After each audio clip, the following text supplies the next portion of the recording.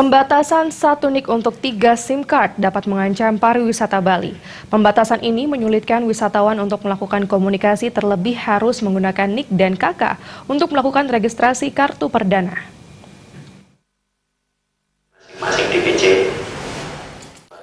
Menurut Ketua DPD KNCI Bali, Felix Andi Mulyato, pembatasan satu NIK untuk 3 SIM card berdampak pada wisatawan asing yang datang ke Indonesia, khususnya Bali. Seorang wisatawan berniat menggunakan kartu SIM card di Indonesia, terlebih dahulu harus melakukan registrasi.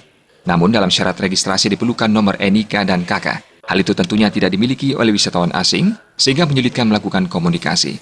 Pihaknya juga telah mendapatkan keluhan dari beberapa wisatawan yang sulit melakukan koneksi internet.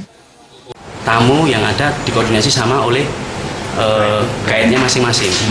Tolong fasilitasi kami bisa internet di Bali, katakanlah seperti itu kan. Kami butuh kartu internet, 100 kartu internet untuk tamu kami supaya mereka masih bisa melakukan akses internetnya di Bali. Nah, ketika kebijakan itu dilakukan oleh pihak pemerintah, seperti apa nanti jadinya pariwisata Bali kita ini? Nah, ini yang memang harus diperjuangkan oleh pemerintah Bali untuk bisa disalurkan ke pemerintah pusat. Ada pengecualian.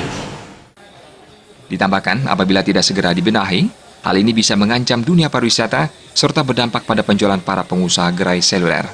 Gung Krisna, Bali TV.